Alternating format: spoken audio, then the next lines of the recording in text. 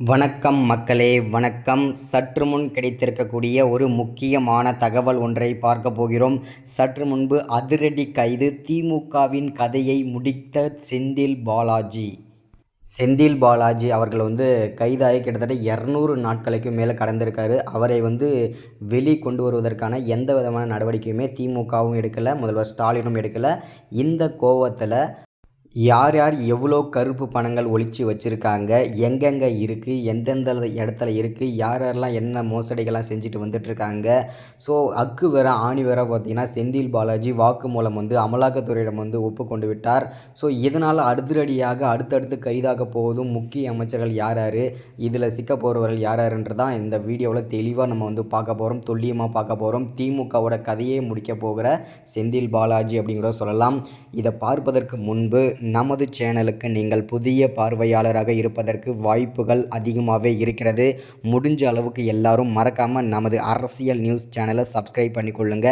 Subscribe பண்ண உடனேயே பக்கத்திலே ஒரு பெல் பட்டன் வரும், அதை கிளிக் பண்ணி ஆளுன்ற ஆப்ஷனில் போட்டு வச்சுக்கோங்க. தொடர்ந்து நம்ம வீடியோ போட்டோம்னா உங்களுக்கு நோட்டிஃபிகேஷன் வந்துடும், அதை பார்த்து தெரிஞ்சுக்கலாம். இன்றைக்கி என்ன அரசியல் நியூஸ், இன்றைக்கி என்ன அரசியல் அப்டேட்ன்றதை தெளிவாகவும் துல்லியமாகவும் தெரிஞ்சுக்கலாம். அது மட்டும் இல்லாமல் மறக்காமல் வீடியோவுக்கு லைக் பண்ணுங்கள், மறக்காமல் ஒவ்வொருத்தருக்கும் இந்த வீடியோவை ஷேர் பண்ணுங்கள். ஓகே, வாங்க வீடியோக்குள்ளே போகலாம். சற்று முன்பு கிடைத்திருக்கக்கூடிய ஒரு முக்கியமான பரபரப்பான அதிர்ச்சிகரமான திமுகவை பொறுத்த வரைக்கும் ஒரு சோகமான செய்திகள் அப்படின்னு கூட சொல்லலாம்.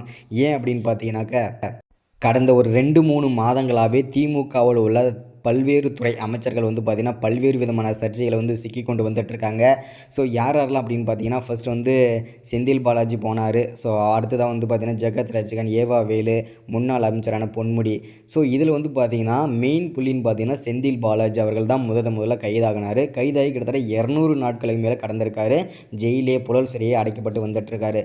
ஸோ இவரை பார்த்திங்கன்னா வெளியே கொண்டு வருவதற்கான எந்த விதமான நடவடிக்கையும் திமுகவும் எடுக்கலை, கட்சி சார்பிலையும் எந்த விதமான நடவடிக்கையுமே எடுக்கலை. ஸோ அது மட்டும் இல்லாமல் முதல்வர் ஸ்டாலினுமே எந்த விதமான நடவடிக்கையுமே எடுக்கலை. ஸோ இந்த காரணத்தினால இந்த கோவத்தில் அமைச்சரான செந்தில் பாலாஜி அவர்கள் யார் யாரெல்லாம் எவ்வளோ கருப்பு பணங்கள் ஒளிச்சு வச்சுருக்காங்க, எங்கே இருக்குது, எந்தெந்த இடத்துல இருக்குது, எந்தெந்த இடத்துல பதுக்கி வச்சுருக்காங்க அப்படின்ற விளக்கத்தை பார்த்திங்கன்னா பினாமி மூலம் பார்த்தீங்கன்னாக்கா அவரை பார்க்க போவாங்க இல்லையா, ஸோ அவங்கக்கிட்ட சொல்லி அமலாக்கத்துறையிடம் பார்த்திங்கன்னா வாக்குமூலம் கொடுத்துருக்காங்க. அது மட்டும் இல்லாமல் செந்தில் பாலாஜியை அமலாக்கத்துறையிடமே பார்த்திங்கன்னா வாக்குமூலமே கொடுத்துட்டாரு. ஸோ இதில் சிக்க போகும் முக்கிய புள்ளிகள் யார், பெரும்புள்ளிகள் யார் அப்படின்னு கேட்டிங்கன்னா, கண்டிப்பாக இன்னும் ஒரு சில நாட்களில் கண்டிப்பாக அது தெரிய வரும். ஏன்னா பார்த்தீங்கன்னாக்கா இது வரைக்கும் சிக்கி வந்துட்டுருக்கிறது எல்லாமே பார்த்தீங்கன்னாக்க பெரும்புள்ளிகள் தான், அது முக்கிய பொறுப்பில் இருந்த முக்கிய புள்ளிகள் தான்.